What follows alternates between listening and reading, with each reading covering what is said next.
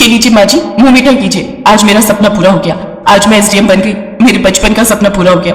ये लीजिए आशीष जी, आप भी मुंह मीठा कीजिए। मम्मी, आप एसडीएम बन गए? वाओ। हाँ गर्वित बेटा, मैं एसडीएम बन गई हूँ। निशा, ये सब तुम्हारी मेहनत का फल है। वो तो है, मैंने खूब मेहनत की थी ताकि मैं इस पोस्ट को हासिल कर सकूं। निशा बहू, आशीष ने भी तो तुम्हें एसडीएम बनाने के लिए कड़ी मेहनत की है। वो भी दिन रात तुम्हारे साथ लगा रहा। अरे माँ, ऐसा कुछ नहीं है। निशा तो मेरी पत्नी है। मैं इसके लिए ये सब नहीं करता तो फिर किसके लिए करता? निशा और मैंने साथ फेरे लेकर इस रिश्ते को निभाने का वादा लिया था। आज निशा को उसका मुकाम मिल गया। बस मेरे लिए यही खुशी की बात है। मुझे कल सुबह ही अपनी नौकरी पर निकलना है और आप पीछे से गर्वित का ध्यान रखेंगे ना? गर्वित का स्कूल, उसकी ट्यूशन, सब कुछ है। अरे तुम चिंता मत करो, मैं हूँ, माँ है, हम सब संभाल लेंगे। और अब तो वैसे भी हमारा गर्वित बेटा बड़ा हो गया है, वो बहुत समझदार है। आप जाओ मम्मी, मैं पापा और दादी के साथ रुक जाऊंगा। और आप टेंशन मत लो, मैं पापा और दादी का ख्याल अच्छे से रखूंगा। अच्छा बच्चू, अब तुम हमारा ख्याल रखोगे, ये भी बढ़िया है। अब तुम बड़े हो गए हो। आज से 7 साल पहले आशीष और निशा की शादी हुई थी। आशीष एक सफाई कर्मचारी की नौकरी करता है। निशा के पिता सब्जी का ठेला लगाते हैं, उसी पर उनका पूरा परिवार निर्भर है। जिस वक्त निशा की आशीष के साथ शादी हुई थी, उस वक्त निशा ग्रेजुएशन की पढ़ाई कर रही थी। शादी के बाद निशा ने ग्रेजुएशन कंप्लीट किया। निशा पढ़ने में बहुत होशियार थी। शादी के बाद निशा ने अपनी एसडीएम बनने की इच्छा जब आशीष के सामने रखी तो आशीष ने भी अपनी पत्नी का पूरा सहयोग दिया। बेटे गर्वित के होने के 6 महीने बाद ही निशा ने एसडीएम की पढ़ाई शुरू कर दी और उसके अच्छे अंक आए, जिसके चलते उसने डिग्री ले ली और उसकी एक अच्छी पोस्ट पर नौकरी लग गई। निशा अपनी नौकरी के लिए लखनऊ आ जाती है। लखनऊ आकर निशा अपनी नौकरी में व्यस्त हो गई। उधर आशीष भी अपनी नौकरी के साथ साथ घर और बच्चे की जिम्मेदारी संभाल रहा था। शुरू में निशा फ्री होती ही फोन पर बात करती थी, पर कुछ दिनों से निशा आशीष का फोन नहीं उठा रही थी। बस उसे मैसेज कर दिया था कि वो काम में बिजी है, इसलिए आशीष ने सोचा कि एक बार खुद ही जाकर निशा से मिलाएगा। इसलिए वो निशा को सरप्राइज देने के लिए लखनऊ पहुंच गया। पर वहां पहुंचकर आशीष ने कुछ ऐसा देखा जिसे देखकर वो दंग रह गया। क्यों दंग रह गई ना? मैंने सोचा अचानक पहुंचकर तुम्हें चौंका दूं। मुझे पता था आज तुम्हारी छुट्टी होती है और तुम मुझे घर पर ही मिलोगी। वो आशीष, तुम और अचानक। आशीष एक सेकंड रुको। ये कौन है निशा? और तुम्हारे साथ इस तरह ये यहाँ क्या कर रहा है? आशीष निशा के साथ एक अनजान व्यक्ति को कमरे में देख लेता है और गुस्से में भर जाता है। तुम नौकरी की आड़ में मेरे पीठ पीछे ये गुल खिला रही हो। तुम्हें शर्म नहीं आती? तुम मेरे साथ ऐसा धोखा कैसे कर सकती हो? तुमने मेरे साथ विश्वासघात किया है, धोखेबाज कहीं की। मैंने तुम्हें कहीं देखा है, मुझे याद नहीं आ रहा है। अरे हाँ, तुम तो शायद निशा के साथ ही नौकरी करते हो ना? हाँ, एक बार परीक्षा के दिनों में मेरी मुलाकात तुमसे हो चुकी है। क्या नाम बताया था तुमने अपना? सूरज। हाँ याद आया, सूरज। बिल्कुल ठीक पहचाना। निशा, तुम्हारे पति की तो याददाश्त बड़ी तेज है। ओए सुन, तू एक मामूली सफाई कर्मचारी है और सूरज मेरी तरह पढ़ा लिखा एक अच्छी पोस्ट पर नौकरी करने वाला इंसान है। अरे तेरी पत्नी बनकर रहना मेरी मजबूरी थी। मैं तो सिर्फ तेरा फायदा उठा रही थी कि तू मेरे ऊपर पैसा खर्च करे और मुझे एसडीएम की डिग्री मिल जाए। अब मैं तेरे साथ नहीं रहना चाहती, चला जाए यहाँ से। और मेरा तेरे से कोई नाता नहीं है, वरना ज्यादा चूचा पड़ गई तो तू जानता नहीं है कि हम तेरे साथ क्या कर सकते हैं। तुम इतना बदल जाओगी निशा, ये मैंने कभी नहीं सोचा था। तुम अपनी शादीशुदा जिंदगी और अपने बच्चे को कैसे भूल सकती हो? घर में तुमसे मिलने के लिए जिद कर रहा है। मैंने उसे कहा था कि कुछ दिनों के लिए तुम घर आकर रहोगी, इसलिए वो घर पर तुम्हारा इंतजार कर रहा है। मेरा तुमसे और उस बच्चे से कोई मतलब नहीं है। मुझे तुमसे छुटकारा चाहिए, बस अभी कभी यहाँ से निकल जाओ। सुन लिया ना तूने? निशा ने क्या बोला? चल जाए यहाँ से, चल निकल। बड़ा आया निशा का पति बनने। अरे उसके लायक ही नहीं है तू। आशीष की आंखों में आंसू थे। जिस निशा को उसने लखनऊ नौकरी करने के लिए भेजा था, वो इतनी बदल जाएगी उसने कभी नहीं सोचा था। आशीष ने अपनी सारी आपबीती घर में बताई। आशीष को दुख इस बात का था कि निशा ने उसके साथ जो विश्वासघात किया, उससे उसका पूरा परिवार बर्बाद हो गया। अपनी पत्नी के सपनों को पूरा करने की इतनी बड़ी सजा आशीष को मिलेगी, ये उसने कभी नहीं सोचा था। निशा ने अपने पति की अच्छाई को नहीं समझा और एक अनजान रिश्ते को अपना बना लिया। निशा ने पति पत्नी के पवित्र रिश्ते का अपमान किया था, इसलिए अब आशीष पूरी तरह से जानता था कि अब इस रिश्ते का कोई महत्व नहीं है।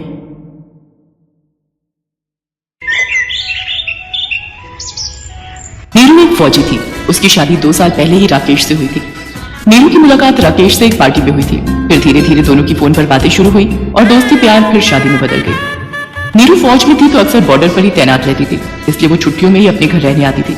पर पिछले 1 साल से वो अपने ससुराल नहीं जा पाई थी, सिर्फ अपने मायके में ही रहने आ जाती थी। अरे नीरू, मैं तो खुद तुमसे मिलने के लिए बेताब हो रहा हूँ, पर क्या कहूँ, माँ के साथ मौसी जी के घर जाना जरूरी है। हेलो नीरू बेटा, कैसी हो? मैं ठीक हूँ माँ जी, बस छुट्टियां हो गई हैं। सोच रही थी इस बार आप सबके साथ रहूंगी।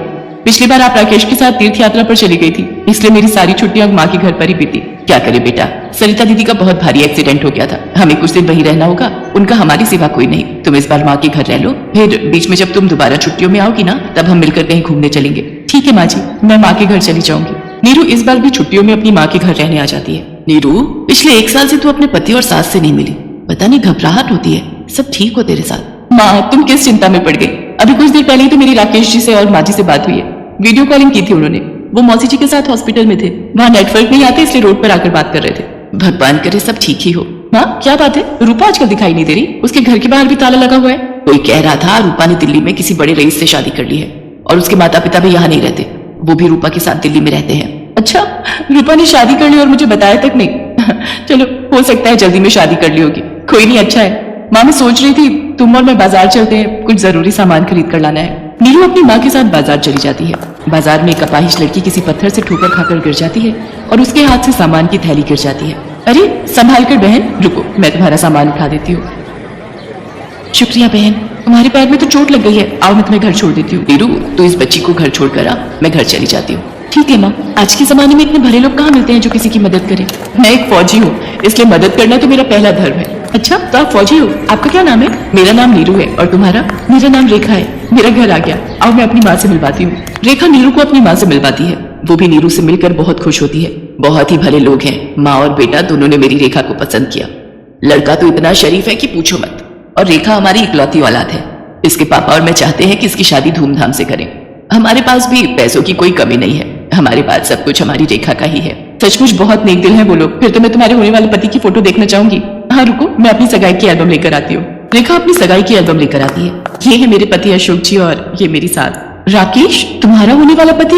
ये कैसे हो सकता है? ये अशोक नहीं, मेरे पति राकेश है। क्या? ये तुम क्या कह रही हो? मैं सच कह रही हूँ। मेरा दिमाग कुछ काम नहीं कर रहा, सब कुछ गड़बड़ है। मेरे ससुराल वाले मेरे से धोखा कर रहे हैं। मेरे होते हुए राकेश अशोक बनकर तुमसे दूसरी शादी कर रहे हैं। बेटी, अब हम क्या करें? अगले हफ्ते रेखा की शादी है। मैं तो कहता हूँ उन माँ बेटों को पुलिस के हवाले कर दो। हमारी बेटी के साथ उन्होंने गलत किया है। नहीं, हम राकेश और उसकी माँ को रंगे हाथ पकड़ेंगे। बस आपको मेरा साथ देना होगा। मैं नहीं चाहती कि मेरा घर बर्बाद हुआ है तो किसी और का भी हो।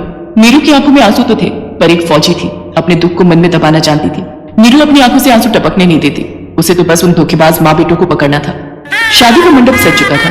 रेखा दुल्हन बनी अशोक और उसकी माँ का इंतजार कर रही थी। नीरू राकेश को फोन मिलाती है। राकेश, कहाँ पर हो? मैंने सोचा मेरी छुट्टी खत्म हो रही है तो एक बार अगर हम मिल लेते। क्या आप लौट आए हो? अरे कहाँ नीरू, मुझे तो सच में खुद बुरा लग रहा है। मौसी जी की हालत में कोई सुधार नहीं है। माँ और मैं सारा दिन उनके साथ हॉस्पिटल में ही रहते हैं, तुम समझ सकती हो ना? हाँ, मैं सब समझ गई। ठीक है, मैं रखती हूँ। नीरू से झूठ बोलकर दोनों माँ बेटे तैयार होकर बारात के साथ रेखा के घर पहुंचते हैं। रूपा भी उनके साथ थी। नीरू चोरी छुपे सब देख रही थी। रेखा के माता पिता उसे मंडप में लाते हैं। बहन जी, वो गहनों के डिब्बे और नगद रुपए सब तैयार है ना? नीरू कमरे से बाहर आ जाती है। गहने तो नहीं, हथकड़ी तुम सबके लिए तैयार है। नीरू, तुम नीरू? हाँ, मैं। तुम दोनों मेरी पीठ पीछे पिछले 1 साल से ये झूठ का जाल बुन रहे हो। मेरे होते हुए तुम दूसरी शादी करने जा रहे हो। एक सेकंड रूपा, तुमने राकेश के बड़े भाई से कब शादी की? राकेश का तो कोई बड़ा भाई है ही नहीं। नीरू, राकेश मेरे पति हैं और हमने 1 साल पहले ही शादी की है। इतना बड़ा धोखा! नीरू मैडम, इन सबसे कैसे सच्चाई उगलवानी है ये हम अच्छी तरह से जानते हैं। आप इन्हें हमारे हवाले कर दो। राकेश और उसकी माँ को पुलिस हिरासत में ले लेती है और सच्चाई सामने आती है। नीरू, तुम बॉर्डर पर रहती थी, रूपा घर आया जाया करती थी, इसीलिए रूपा और मेरे बीच रिश्ते बन गए और हमने शादी कर ली। पर हमें अमीर बनना था, इसलिए हमने रेखा को फंसाया ताकि उसे मारकर हम उसकी सारी जायदाद लेकर यहाँ से फरार हो जाएंगे। पर हमें नहीं पता था कि तुम्हारी मुलाकात हमसे होगी और हम पकड़े जाएंगे। नीरू रूपा को कस के जोरदार शाटा लगाती है। उसकी अपनी सहेली ने ही उसके साथ धोखा किया था। पुलिस राकेश, उसकी माँ और रूपा को धोखाधड़ी करने के इल्जाम में सजा सुनाती है। नीरू एक फौजी थी, उसने जुल्म सहना नहीं सीखा था। वो तो जुल्म के खिलाफ लड़ना जानती थी और उसने वही किया। उसने धोखेबाजों को सजा दिलवा दी। उसके कारण रेखा की जिंदगी बर्बाद होने से बच गई। नीरू अपने माता पिता से विदा लेकर वापस ड्यूटी पर चली जाती है और अपना पूरा जीवन देश की सेवा में न्योछावर कर देती है।